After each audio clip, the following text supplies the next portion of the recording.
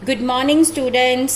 Business study which असी नवा chapter start किया सी फाइनैशियल मार्केट और इहदे विच असी हुण तक फाइनैशियल मार्केट का मीनिंग और उहदे फंक्शनस जिहड़े आ वो कर चुके हैं। अज असी शुरू करना types of financial market. Financial market दियां दो टाइप्स हुंदियां आ, मनी मार्केट अते कैपीटल मार्केट। सब तो पहला शुरू करते हैं मनी मार्केट। मनी मार्केट उस मार्केट नूं कहंदे आ जिहदे विच शॉर्ट टर्म फंड्स जिन्हां दी लाइफ लैस दैन 1 ईयर हुंदी आ उन्हां नूं जिहड़ा आ उन्हां दी सेल ते परचेज कीती जांदी आ। सो मनी मार्केट जिहड़ी हैगी आ ये उन्हां मॉनेटरी एसेट्स दे नाल डील करदी आ जिन्हां दा मैच्योरिटी पीरियड 1 साल या 1 साल तो घट हुंदा आ। हुण इहदे की फीचर्स ने। मनी मार्केट की कोई भी फिजिकल लोकेशन नहीं आ। ज़्यादातर एक्टिविटीज़ जड़ियाँ ने वो टैलीफोन ते या इंटरनेट नाल कीतियां जांदियां आ। सैकेंड, मनी मार्केट का ऑब्जेक्टिव की आ कि बिजनेस दियां कैश दियां अर्जेंट रिक्वायरमेंट्स नूं पूरा करन दे लई शॉर्ट टर्म फंड्स प्रोवाइड करने और जे तुहाडे कोल फंड्स अवेलेबल आ, सरप्लस अवेलेबल आ, तो उन्होंने शॉर्ट टर्म लिए इन्वेस्ट करके उहदे तो इंटरस्ट अर्न करना। थर्ड की आ कि RBI, कमर्शियल बैंक ते non banking financial companies, state governments, mutual funds ये सारे ही इस मार्केट दे मेजर पार्टिसिपेंट आ। हुण मनी मार्केट दे की इंस्ट्रूमेंट्स हैगे आ। मनी मार्केट इन्वेस्टमेंट जिहड़ी आ कीती जांदी आ मनी मार्केट इंस्ट्रूमेंट्स दे द्वारा। सो इहदे इंपॉर्टेंट इंस्ट्रूमेंट्स हैगे आ। सब तो पहला आ ट्रैजरी बिल्स।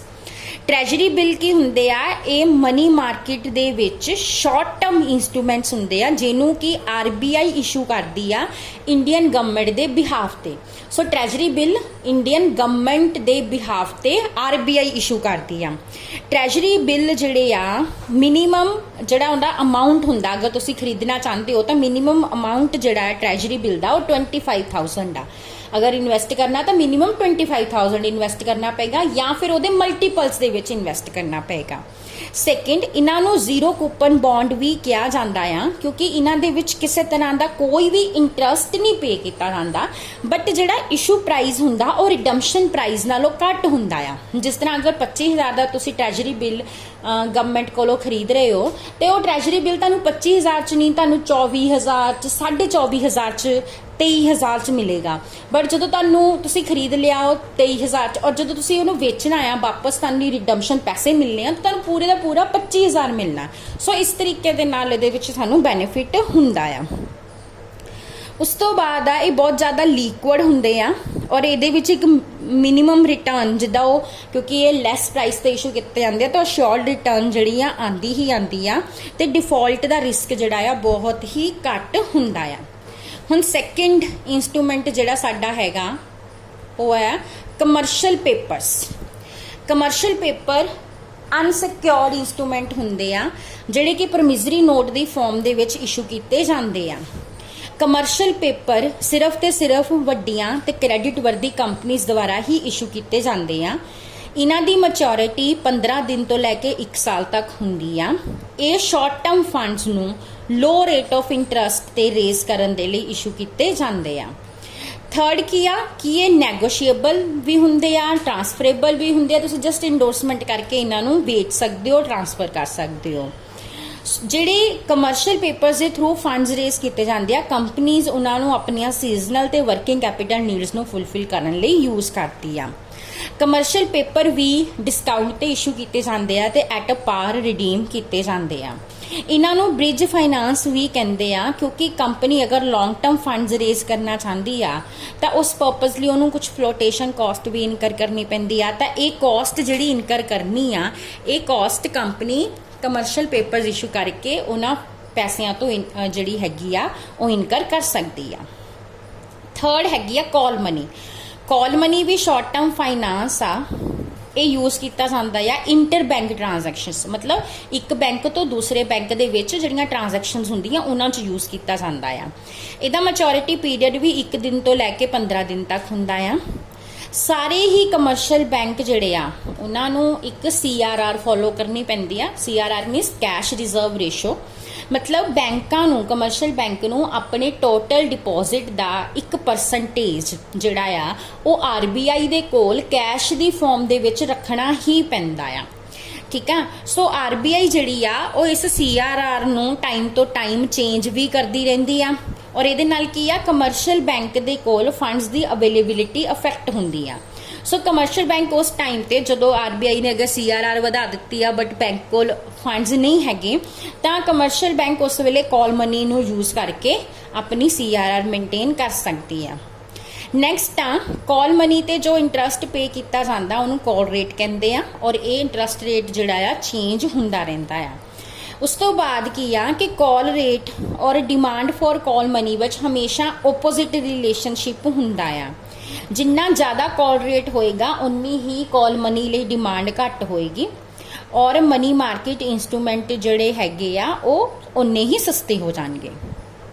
ਉਸ ਤੋਂ ਬਾਅਦ ਨੈਕਸਟ ਆ certificate of deposit. Certificate of deposit ਵੀ ਇੱਕ ਸ਼ਾਰਟ ਟਰਮ ਇੰਸਟਰੂਮੈਂਟ ਆ ਜਿਸ ਨੂੰ ਕਿ ਕਮਰਸ਼ੀਅਲ ਬੈਂਕ ਔਰ ਫਾਈਨੈਂਸ਼ੀਅਲ ਇੰਸਟੀਟਿਊਸ਼ਨਸ ਇਸ਼ੂ ਕਰਦੇ ਆ ਜੋ ਕਿ ਕੰਪਨੀਜ਼ ਨੇ ਡਿਪੋਜ਼ਿਟ ਰੱਖਿਆ ਹੁੰਦਾ ਆ ਉਹਨਾਂ ਦੇ ਅਗੇਂਸਟ। ਇਹ ਇਸ਼ੂ ਕੀਤੇ ਜਾਂਦੇ ਆ ਇੰਡੀਵਿਜੂਅਲਸ ਨੂੰ ਕਾਰਪੋਰੇਸ਼ਨਸ ਨੂੰ ਜਦੋਂ ਵੀ ਲਿਕੁਇਡਿਟੀ ਦੀ ਪ੍ਰੋਬਲਮ ਹੁੰਦੀ ਆ ਉਸ ਟਾਈਮ ਤੇ। ਇਹ ਅਨਸਿਕਿਉਰਡ ਹੁੰਦੇ ਆ ਬਟ ਨਾਲ ਦੀ ਨਾਲ ਨੈਗੋਸ਼ੀਏਬਲ ਵੀ ਹੁੰਦੇ ਆ ਯਾਨੀ ਕਿ ਟ੍ਰਾਂਸਫਰ ਕੀਤੇ ਜਾ ਸਕਦੇ ਆ। ਇਹਨਾਂ ਇੰਸਟਰੂਮੈਂਟਸ ਨੂੰ ਜ਼ਿਆਦਾਤਰ ਬੈਂਕ ਇਸ਼ੂ ਕਰਦੇ ਆ ਜਦੋਂ ਉਹਨਾਂ ਨੂੰ ਲਿਕੁਇਡਿਟੀ ਦੀ ਪੋਜੀਸ਼ਨ ਦੇ ਵਿੱਚ ਪ੍ਰੋਬਲਮ ਹੁੰਦੀ ਆ ਜਾਂ ਜਦੋਂ ਬੈਂਕ ਦੇ ਡਿਪੋਜ਼ਿਟਸ ਦੀ ਗਰੋਥ ਰੇਟ ਜਿਹੜੀ ਆ ਬਹੁਤ ਸਲੋ ਹੁੰਦੀ ਆ ਜਾਂ ਫਿਰ ਜਦੋਂ ਕ੍ਰੈਡਿਟ ਦੀ ਡਿਮਾਂਡ ਉਹਨਾਂ ਦੀ ਬਹੁਤ ਜ਼ਿਆਦਾ ਹੁੰਦੀ ਆ ਉਸ ਵੇਲੇ ਬੈਂਕ ਇਹ ਵਾਲਾ ਇੰਸਟਰੂਮੈਂਟ ਜਿਹੜਾ ਆ ਯੂਜ਼ ਕਰਦੇ ਆ ਫੰਡਸ ਰੇਜ਼ ਕਰਨ ਦੇ ਲਈ। ਉਸ ਤੋਂ ਬਾਅਦ ਨੈਕਸਟ ਹੈਗੇ ਆ ਕਮਰਸ਼ੀਅਲ ਬਿੱਲ। ਕਮਰਸ਼ੀਅਲ ਬਿੱਲ ਕੀ ਆ ਬਿੱਲ ਆਫ ਐਕਸਚੇਂਜ ਆ ਜਿਹਨੂੰ ਕਿ ਯੂਜ਼ ਕੀਤਾ ਜਾਂਦਾ ਆ ਵਰਕਿੰਗ ਬਿਜ਼ਨਸ ਦੀਆਂ ਵਰਕਿੰਗ ਕੈਪੀਟਲ ਨੀਡਸ ਨੂੰ ਫਾਈਨਾਂਸ ਕਰਨ ਦੇ ਲਈ।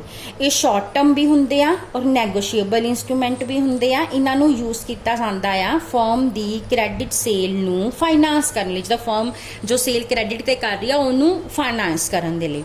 ਉਸ ਤੋਂ ਬਾਅਦ ਇਹ ਹੁੰਦੇ ਕੀ ਆ ਇਹ ਐਕਚੁਅਲੀ ਡੈਟ ਦਾ ਇੱਕ ਰਿਟਨ ਅਕਨੋਲੇਜਮੈਂਟ ਆ ਜਿਹੜਾ ਕਿ ਸੈਲਰ ਡਰਾ ਕਰਦਾ ਆ ਬਾਇਰ ਦੇ ਉੱਤੇ ਤੇ ਬਾਇਰ ਉਹਨੂੰ ਐਕਸੈਪਟ ਕਰਦਾ ਆ। ਯਾਨੀ ਸੈਲਰ ਬਾਇਰ ਤੇ ਲਿਖ ਰਿਹਾ ਆ ਕਿ ਤੂੰ ਇੰਨੇ ਪੈਸੇ ਮੈਨੂੰ ਦੇਣੇ ਆ ਤੇ ਬਾਇਰ ਉਸ ਚੀਜ਼ ਨੂੰ ਐਕਸੈਪਟ ਕਰਦਾ ਆ ਤੇ ਐਕਸੈਪਟੈਂਸ ਹੋਣ ਤੋਂ ਬਾਅਦ ਉਹ ਇੱਕ ਮਾਰਕੀਟੇਬਲ ਇੰਸਟਰੂਮੈਂਟ ਬਣ ਜਾਂਦਾ ਆ ਜਿਹਨੂੰ ਕਿ ਟ੍ਰੇਡ ਬਿੱਲ ਕਿਹਾ ਜਾਂਦਾ ਆ।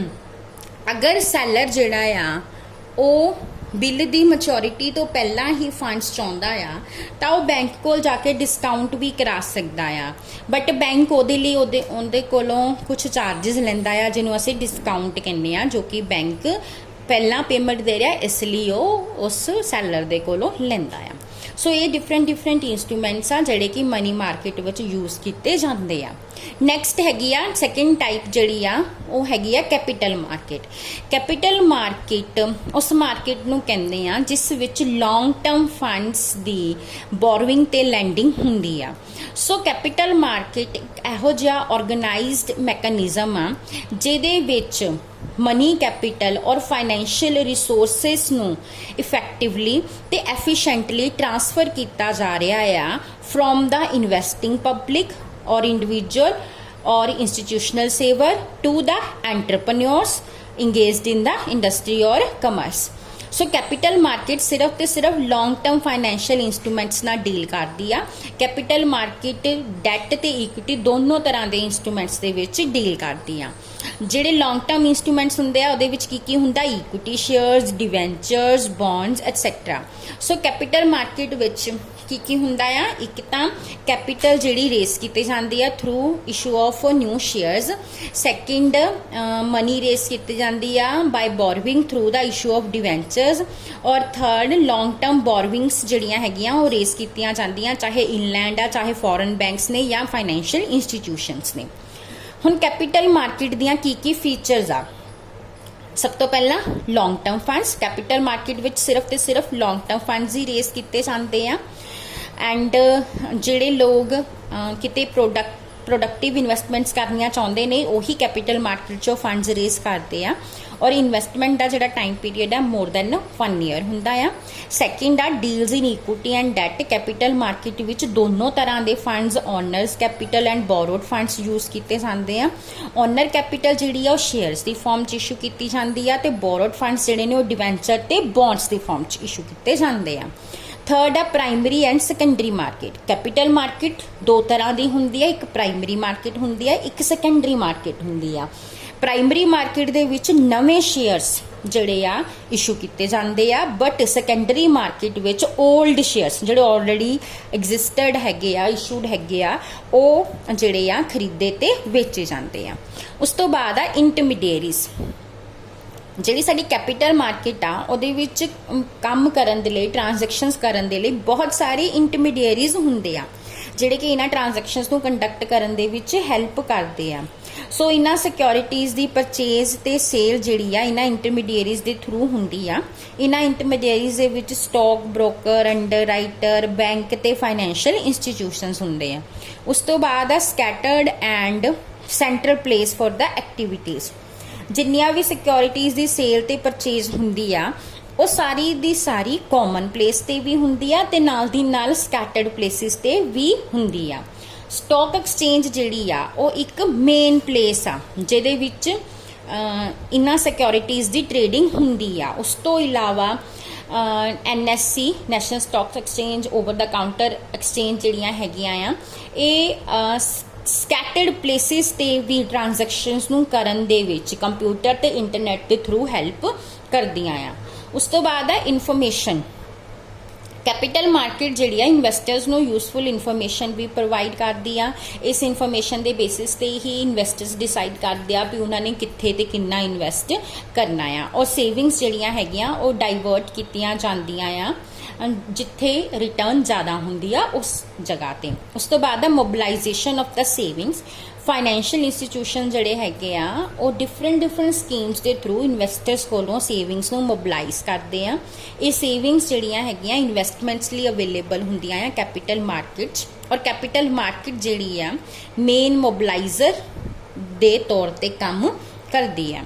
हुण कैपिटल मार्केट दे की फंक्शनस हैं। सब तो पहला कि फाइनैंशियल रिसोर्सिस नूं नेशन वाइड स्केल ते मोबिलाइज किया जाता है।